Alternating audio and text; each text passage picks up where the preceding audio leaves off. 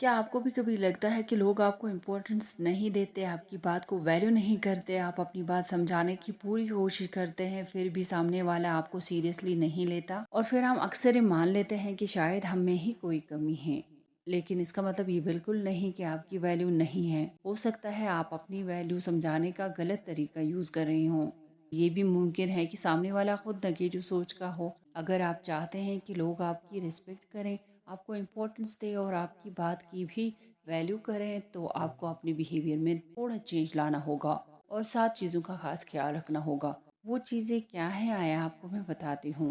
अस्सलामुअलैकुम, welcome to my channel. मैं हूँ सईद फ़िरू। आई होप मेरी यूट्यूब फैमिली बिल्कुल ठीक ठाक होंगे और अल्लाह का शुक्र है मैं भी बिल्कुल ठीक हूँ। क्या कभी आपने भी ये नोटिस किया है, आप किसी को अपनी बात समझा रहे होते हैं लेकिन सामने वाला आपकी बात को सीरियसली ही नहीं लेता।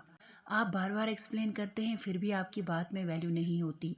ऐसा क्यों होता है? अक्सर हम सोचते हैं कि प्रॉब्लम सामने वाले में है, लेकिन कभी ये सोचा है शायद प्रॉब्लम सिर्फ सामने वाले में नहीं बल्कि हमारे बिहेवियर में भी हो सकती है।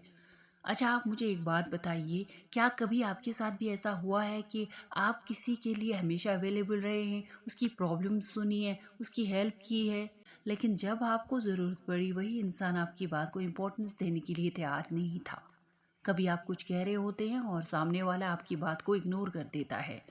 आप बाउंड्री सेट करते हैं, वो उसको सीरियसली नहीं लेता।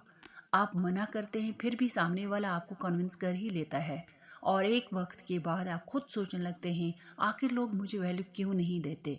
लेकिन आज मैं आपको एक अनकंफर्टेबल सवाल पूछना चाहती हूँ। क्या हम कभी कभी खुद लोगों को सिखा देते हैं कि हमें सीरियसली ना लिया जाए?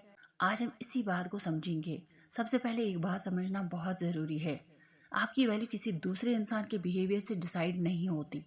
अगर कोई आपकी बात नहीं सुन रहा है, आपको इग्नोर कर रहा है या आपको सीरियसली नहीं ले रहा है, इसका मतलब ये नहीं कि आपकी बात में वजन नहीं है। लेकिन हाँ, कभी कभी हमारा अपना बिहेवियर लोगों को ये सिग्नल दे देता है कि हमें लाइटली लिया जा सकता है और यहाँ से प्रॉब्लम शुरू होती है। हम बार बार एक्सप्लेन करते हैं, अपनी सफाई देते हैं, हर किसी को खुश करने की कोशिश करते हैं और फिर धीरे धीरे इसी फीलिंग को दिल पे ले लेते हैं।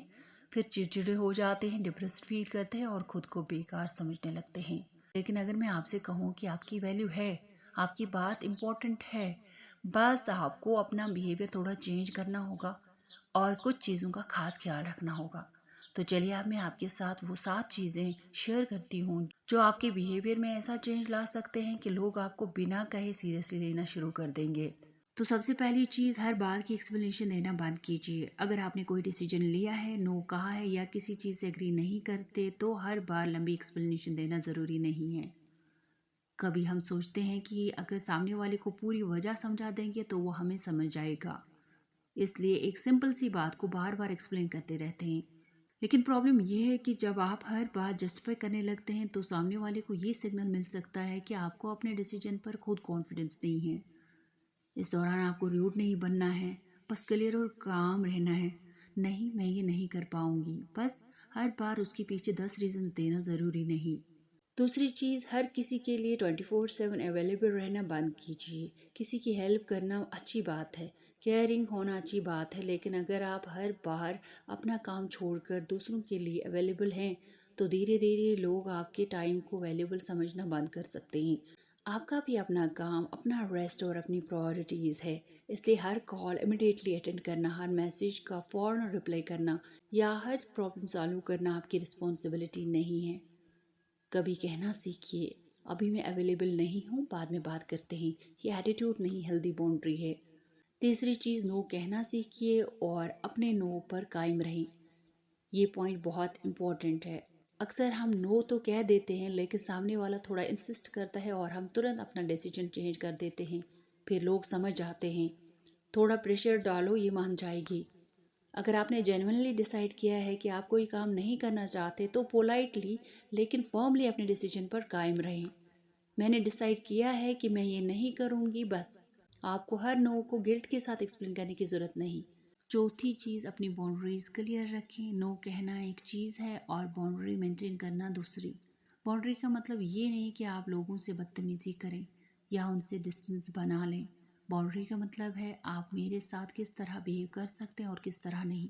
अगर कोई बार बार आपकी बात काट रहा है, डिसरिस्पेक्ट कर रहा है, आपकी प्राइवेसी में इंटरफेयर कर रहा है या आपके टाइम का मिसयूज़ कर रहा है, बिल्कुल कामली कहिए मुझे इस तरह बात करना कंफर्टेबल नहीं लगता। और सबसे इम्पोर्टेंट, बाउंड्रीज सिर्फ बोलनी नहीं, फॉलो भी करनी होती है। पांचवी चीज़, हर किसी को खुश करने की कोशिश मत कीजिए। ये हैबिट बहुत लोगों की वैल्यू को इफ़ेक्ट करती है।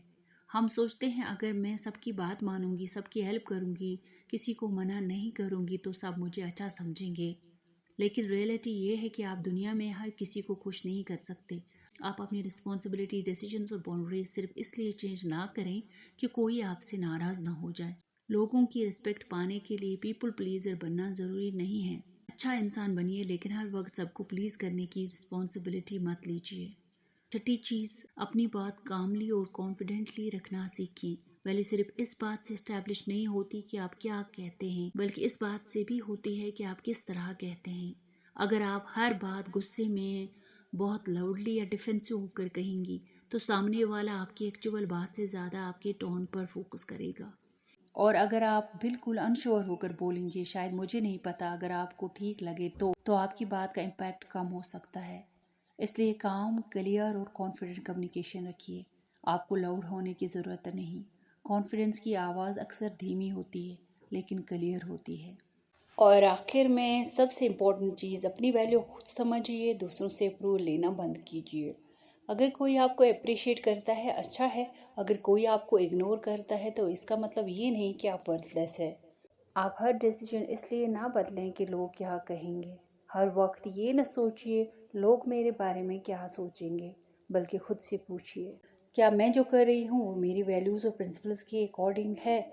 जब आप खुद अपनी वर्ड समझना शुरू कर देते हैं तो आपका बिहेवियर ऑटोमेटिकली चेंज हो जाता है।